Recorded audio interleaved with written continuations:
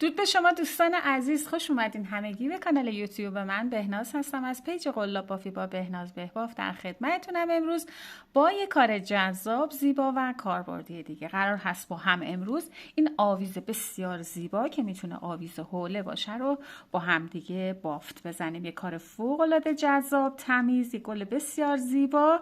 این هم پشت بافتمون هست که یک فوق العاده زیبا و تمیز بافته شده. میتونید اون رو ببافید و از اون به درآمدزایی برسید یا اینکه به دوستاتون کادو بدید. یه کار خیلی زیبایی هستش. من این کار رو با کانوای چلس بافتم که تقریبا کانوای ضخیمی هست. بهتر هست که کانوام یه خورده همچین جوندار باشه و رنگ بندی هم که سلیقه، یه دونه مهره اینجا براش در نظر گرفتم. میتونید مروارید یا هر چیز دیگه ای که دوست داشتید بهش اضافه کنید و دو تا از این حلقه، یک حلقه در واقع از این سایز استفاده کردم و یک حلقه کوچیکتر هم دارم که برای این قسمت بالای بافتمون هستش. حالا شما من این سایز رو این اندازه پیدا نکردم. اگه پیدا کردید شما، خب این جنس باشه بهتره. این حالت لیز داره، یه خورده سر میخوره کانوا روش. خب من اون رو نداشتم. یا اینکه از این بیرنگ هاش استفاده کنید که پلاستیک فشرده طور هست به اون صورت. و با چسب حرارتی اون رو چسبوندم. البته شما میتونید با نخ و سوزن هم اون کار رو انجام بدید. فوق‌العاده جذاب و زیبا و کاربردی هستش. به یک رنگ دیگه هم بافتم. این هم پشت بافت هست که به تنهایی خودش یک اکسسوری بسیار زیبایی هم هستش. میشه حتی برای آویز پرده هم بهش اضافه کنید و یه چیز خوشگل باش درست کنید دیگه. سلیقه‌ای هست. بریم با هم دیگه برای دیدن این آموزش بسیار جذاب و کاربردی. قبل از اون ممنون میشم که ویدیو رو لایک کنید تا یادت نرفته و کانال رو هم سابسکرایب داشته باشید و لطفاً ویدیوها رو فقط و فقط در کانال یوتیوب دنبال بفرمایید. ممنونم از درک بالای شما عزیزان. برای شروع بافتمون یک حلقه جادویی میزنیم. نختون رو یه خود اضافه تر بگیرید و میام درون حلقه یک زنجیره میزنم. این زنجیره برای من به عنوان یک پایه کوتاه هست. 2 زنجیره دیگه میزنیم برای فاصله.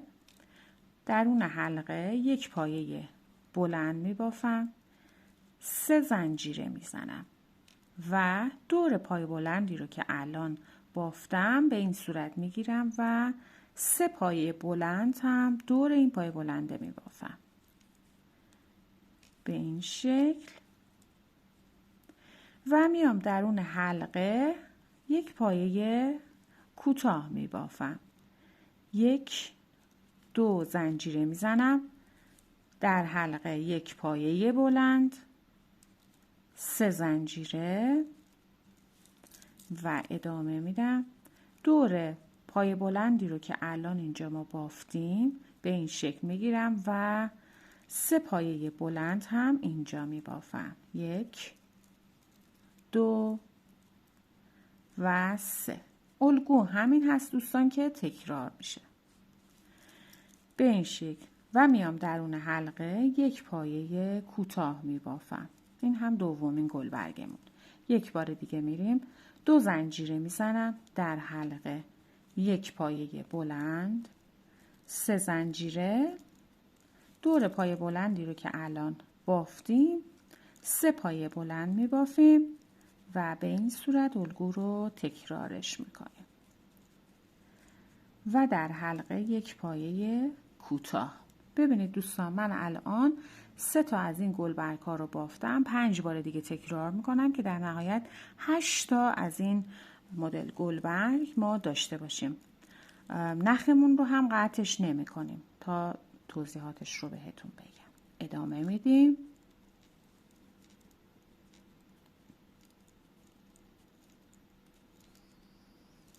به این صورت من 1 2 3 4 5 6 7 8 مرتبه تکرار کردم. 3 تا پای بلند آخر رو بافتم. میام درون فضا یک پای کوتاه رو هم اینجا میبافم و در ادامه دیگه نخ رو اینجا قطع نمی کنم. نخ رو به رو میارم و میام روی اولین زنجیره‌ای که اینجا زده بودیم یک پایه بست میزنم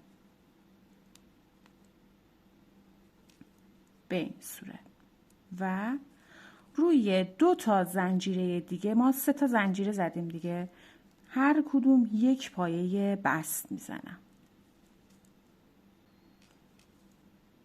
و سومین پایه بست. خب حالا برای شروع رج بعدی اینجا من 3 تا زنجیره میزنم و میام درون حلقه گلبرگ بعدی فضای 3 زنجیره‌ای که اینجا داریم یک پایه کوتاه میبافیم و 3 زنجیره. ادامه میدم درون فضای زنجیره گلبرگ بعدی یک پایه کوتاه، 3 زنجیره. اون رو تکرار میکنیم توی این 8 تا فضای زنجیره‌ای که داریم. یک کوتاه، 3 زنجیره و کاملش میکنیم. بافت رو که کامل کردیم میایم روی بست سوم یک پایه بست دیگه میبافیم و به این صورت این رج رو به اتمام رسوندیم. حالا اینجا من میام نخ حلقه رو میکشم به این صورت، گلبرگ ها رو به رو میارم. این نخ اضافه اینو قطعش نمی کنیم، این تا پایان کار با ما همراه باشه که بعدش میخوایم یک نگینی مرواریدی چیزی بهش بزنیم، با این میدوزیم و اون رو به پشت بافت میبریم. پس این رو ما قطعش نمی کنیم. خب به این شکل رج رو به اتمام رسوندیم. حالا در ادامه بافتمون ادامه میدیم. میام پشت بافت توی این فضای زنجیره‌ای که اینجا دارم یک پایه کوتاه میبافم، 1 زنجیره. میخوام گلبرگ‌های جدید رو ببافم. همینجا 4 تا پایه بلند میبافم. 1 2 3 و 4 تا پایه بلند که بافتم 1 زنجیره میزنم، میام توی همین فضا یک پایه کوتاه هم اینجا میبافم و این الگو رو تکرار میکنم. توی فضای زنجیره بعدی این گلبرگ به رو میاد. یک پایه کوتاه، 1 زنجیره و 4 پایه بلند توی همین فضا میبافیم به این صورت و 1 زنجیره میزنم توی همین فضا یک پایه کوتاه میبافم. این الگو رو توی همه این فضاها تکرار میکنیم. 1 کوتاه، 1 زنجیره، 4 پایه بلند، 1 زنجیره، 1 پایه کوتاه توی هر فضا به این صورت الگو رو کامل میکنیم.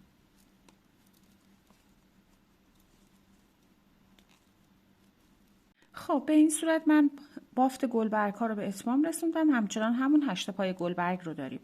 بعد از پای کوتاه آخر رو که توی این فضا بافتیم حالا میخوایم بست بزنیم. بست رو دوستان میایم از پشت بافت میزنیم.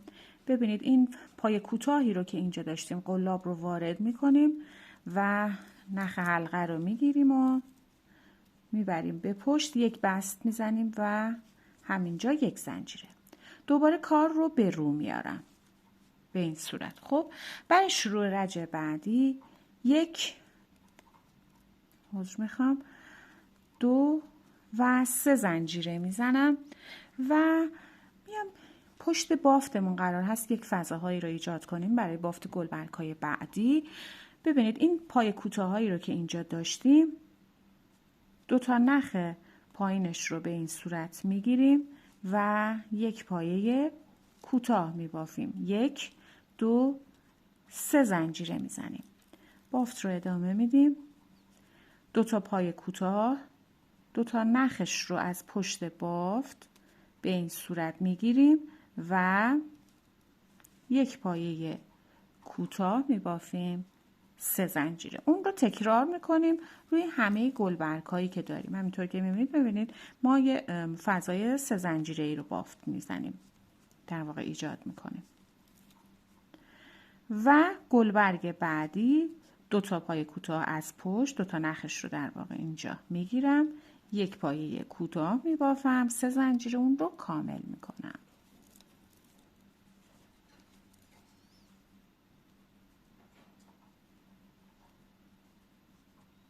خب به این صورت ما بافت رو به اتمام رسوندیم. این رج رو در آخر رج روی همون زنجیره ابتدایی یک پایه بست میزنیم. حالا برای شروع رج بعدی میام در فضای 3 زنجیره‌ای بعد یک پایه کوتاه میبافم، یک زنجیره. حالا اینجا تعداد گلبرگ هام رو به 5 تا گلبرگ در واقع اضافه میکنم. 2 3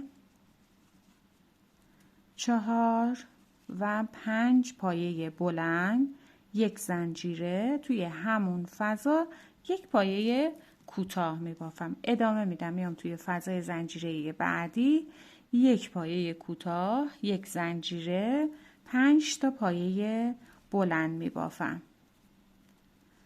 2 3 4 و 5.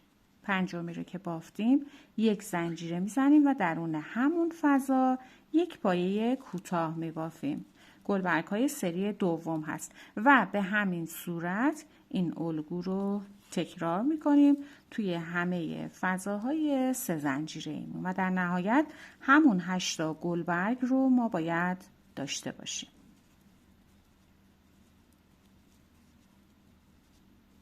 به این صورت گلبرگ ها رو بافتم سری دوم رو و در ادامه باز هم بست از پشت میزنم.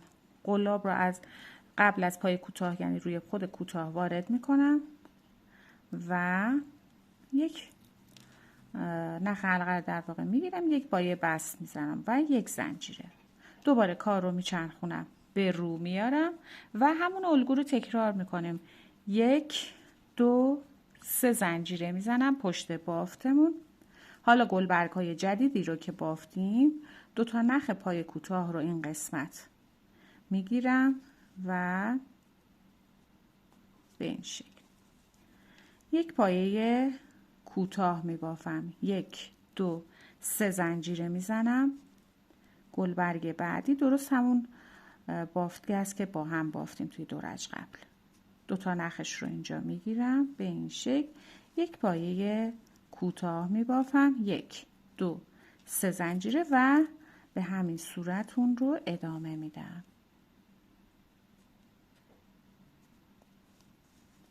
یک پایه کوتاه، 3 زنجیره. ببینید فضاهای 3 زنجیره‌ای رو ما اینجا ایجاد میکنیم به این صورت. و در آخر رج رو که به انتها رسوندیم به همون زنجیره ابتدایی یک پایه بست میزنیم. برای شروع رج بعدی که رج پایانی گلبرگ هامون هست باز دوباره درون فضای زنجیره یک پایه کوتاه میبافم و یک زنجیره میزنم. حالا اینجا ابتدا میام 3 تا پایه بلند میبافم. 1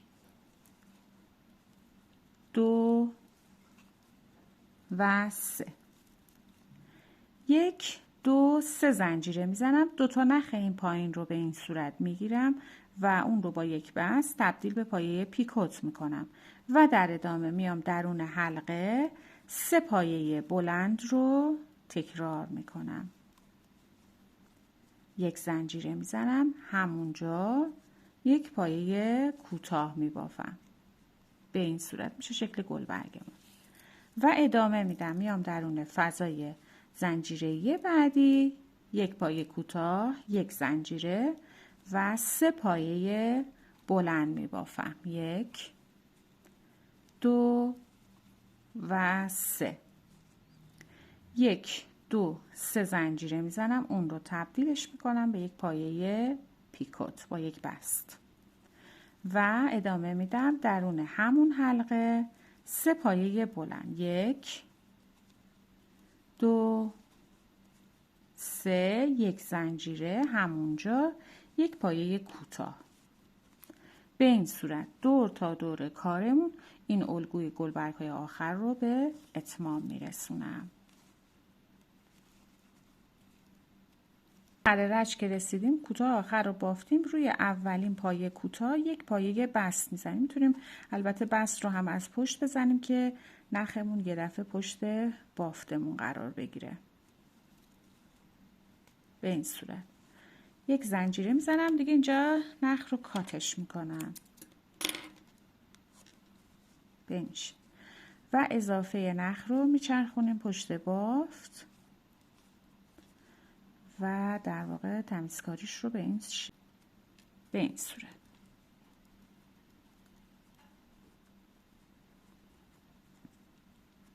شروع رج بعد با رنگ سبز بافت رو ادامه میدیم. میام پشت بافتمون دوباره این پایه کوتاهایی که بین دو تا فاصله دو تا گلبرگ هست رو به این صورت میگیرم و یک پایه کوتاه اینجا میبافم و در ادامه 1 2 3 4 5 6 زنجیره میزنم توی همون پایه کوتاه، همون فضا یک پایه کوتاه دیگه میبافم. یک حلقه اینجا دارم. خب و 2 تا زنجیره میزنم 1 و 2. حالا این گلبرگی رو که بافتیم پایین تر از پیکوت 2 تا نخی که اینجا داریم، البته به پیکوت اصلا نمیرسه، این 2 تا نخ رو میگیرم و میخوام روی گلبرگم مشخص نباشه یک پایه کوتاه اینجا میبافم. 2 زنجیره میزنم. یکی در میون این الگو رو تکرار میکنم. حالا این 2 تا پایه کوتاهی رو که این پشت دارم 2 تا نخش رو میگیرم و یک پایه کوتاه میبافم. 1 2 3 4 5 6 زنجیره میزنم. همونجا یک پایه کوتاه دیگه میبافم. یک حلقه دیگه تشکیل شد. ما توی این حلقه ها برگ هامون رو در ادامه میبافیم. 2 زنجیره الگو رو تکرار میکنیم. پشت گلبرگی که بافتیم 2 تا نخش رو پیدا میکنیم و میگیریم. یک پایه کوتاه میبافم. 2 زنجیره میزنم. قسمت بعدی میشه 2 تا نخ پایه کوتاه در فاصله بین 2 تا گلبرگ. یک پایه کوتاه. حالا اینجا 6 تا زنجیره میزنم 1 2 3 4 5 6 و همونجا یک پایه کوتاه میبافم. 2 زنجیره و به این صورت این الگو رو تکرار میکنم. ببینید پشت بافتمون به این صورت هست. یکی در میون این الگو تکرار میشه. در آخر رنج 2 تا زنجیره رو زدیم، بست میزنیم روی اولین پایه کوتاهی که بافته بودیم. برای شروع رج بعدی و بافت برگامون میام در فضای 6 زنجیره یک پایه کوتاه میبافم و 2 زنجیره که به عنوان یک پایه بلند برای من حساب میشه و 6 تا پایه بلند در حلقه میبافم. 1 2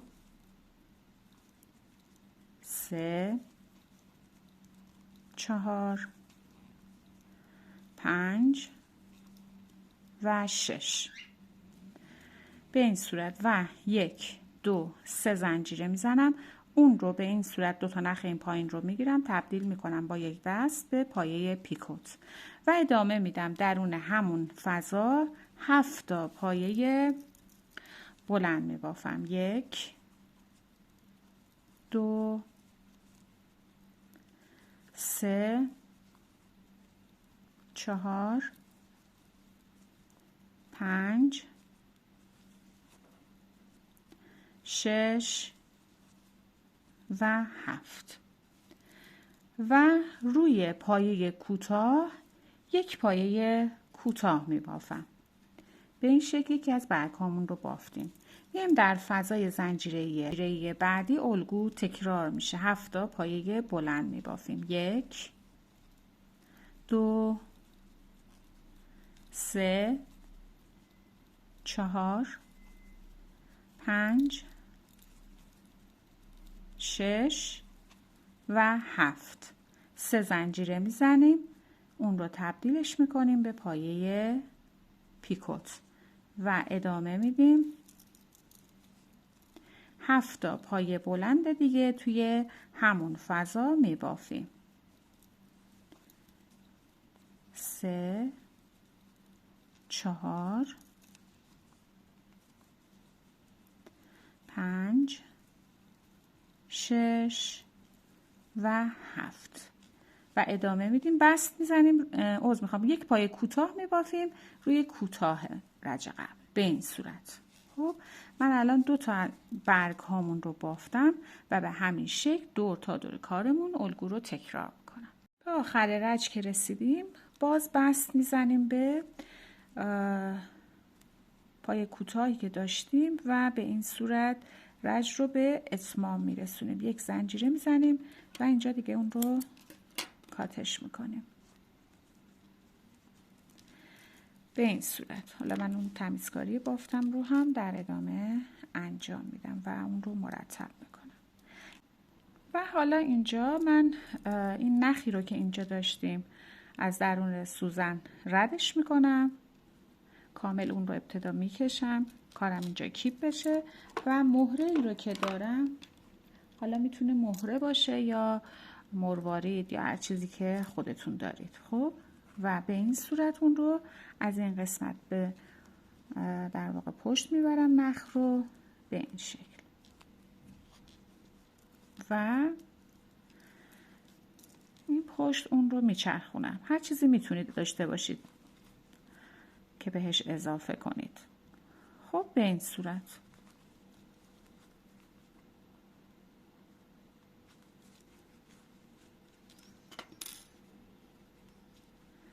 من اینجا یه گرم میزنم تا اون رو محکم تر کنم.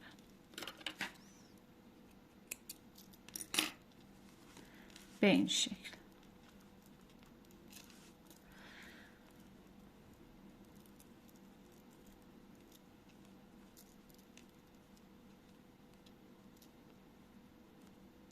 به این صورت. خب بعد از اینکه کارا به اتمام رسید، حالا میخوام یک قسمت برای پشت بافتمون رو ببافیم و پشت این کار اون رو در واقع ثابت نگه داریم تا کار تمیزتری داشته باشیم.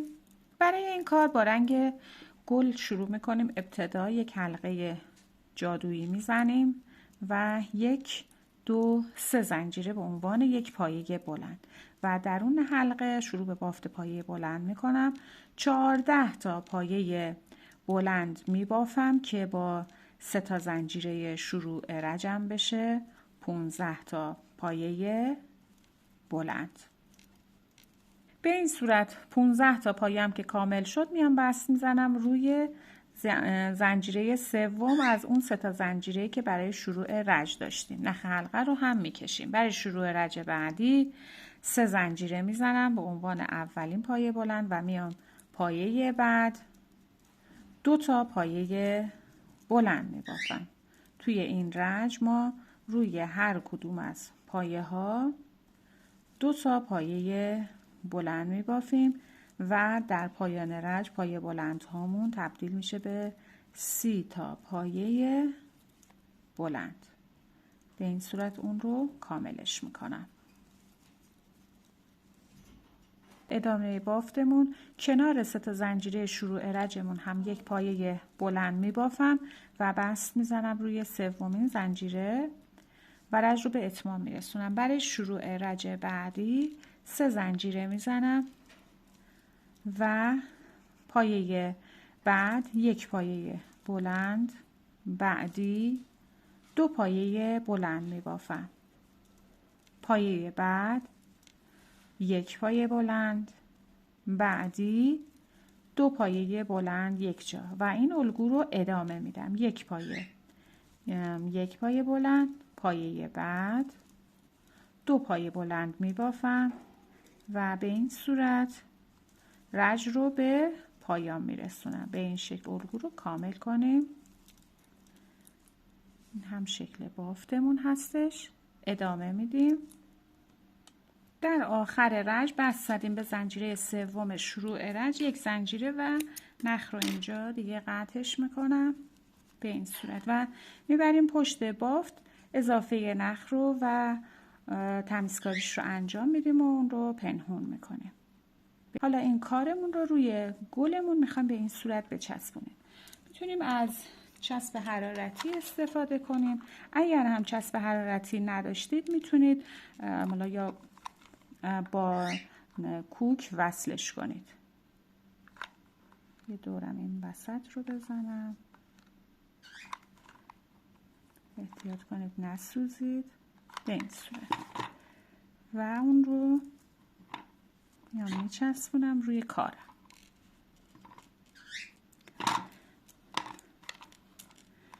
به این صورت دور کار رو هر جایی که لازم هست رو بهش چسب میزنیم و اون رو به این صورت میچسبونیم پشت بافت و در ادامه هم که گلبرگ های رج اول به صورت بیرون کشیده میشه به این شکل. بسیار زیبا و جذاب است که میتونید حالا برای کارهای مختلف هم از این گل زیبا استفاده. با رنگی که قرار هست دور حلقه بافته بشه یک گره سر قلاب داریم و شروع به بافت میکنیم. پایه کوتاه میبافیم دور این حلقه. نخ اضافه رو هم همراهتون داشته باشید و که تمیزکاری بافتتون هم در واقع همزمان بتونید انجام بدید. به این صورت دور تا دور حلقمون رو با پایه کوتاه اون رو به این صورت که میبینید میپوشونید. نخ اضافه رو هم تمیزکاری کنید و ادامه بدیم.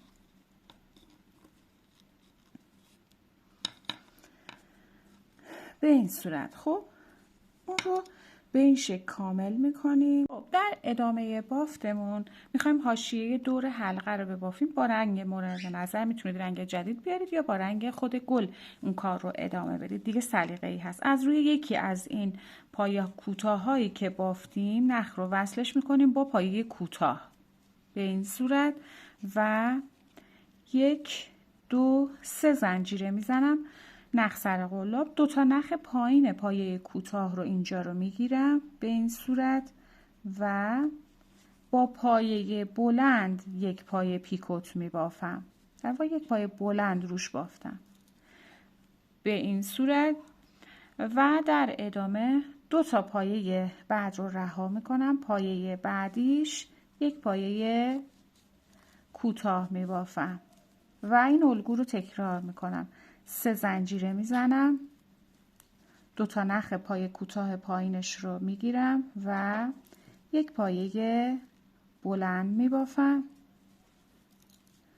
2 پایه رها میشه. پایه بعدیش یک پایه کوتاه تکرار میکنم. 1 2 3 زنجیره میزنم. 2 تا نخ پایین پایه کوتاه رو میگیرم و یک پایه بلند روش میبافم. 2 پایه رها میشه. پایه بعدیش یک پایه کوتاه میبافم. این الگوی بافت هست که اون رو دور تا دور تکرار میکنیم. بعد از اینکه دور این رو بافتیم حلقه کوچیکتر رو هم به همین صورت دور تا دور این بافت رو روش اجرا میکنیم. خب دوستان به این صورت که میبینید من این الگو رو کاملش کردم و همینطور حلقه کوچیکتر رو هم به این شکل آماده کردم. حالا میخوایم اینا رو هم سوار کنیم. به چه صورت؟ ببینید این حلقه بالای کارمون هست که قرار هست به این صورت اینجا قرار بگیره، یه طوری که این برگ کوچیک داخلش باشه به این صورت. خب اینجا رو به این شکل چسب میزنیم و ثابت میکنیم و بعدی رو هم به همین شکل به این صورت. خب حالا کار رو به پشت میچرخونیم به این شکل. پشت بافتمون هست. قرار شد که از یکی از این حلقه ها اول جاشو در نظر داشته باشید کجای بافت قرار میگیره و بعد همون رو به پشت با چسب حرارتی به این صورت قرار هست اینجا که قرار بگیره. پشت بافت رو همه این قسمتش رو میایم چسب میزنیم. روی بافت هست.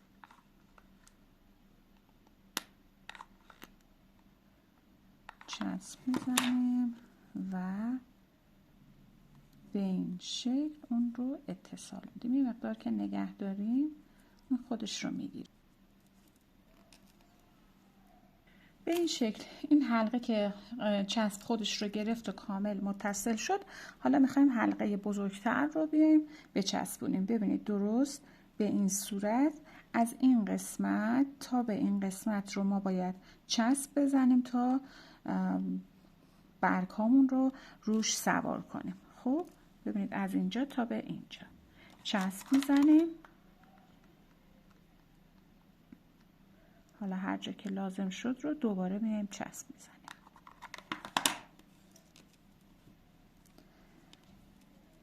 به این صورت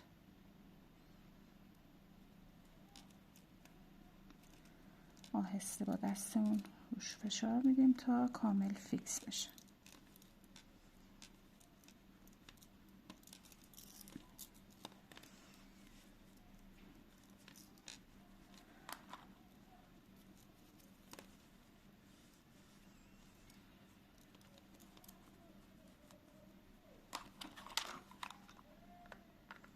هر جا که لازم بود دوباره چسب بزنید. البته میتونید اگه چسب نداشتید با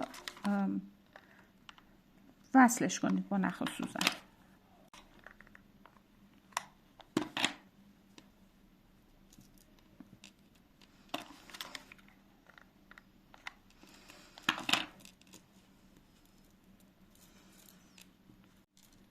خب دوستان به این صورت ما آویز بسیار زیبامون رو به اتمام رسوندیم. کار فوق العاده جذاب، زیبا و کاربردی هم شد.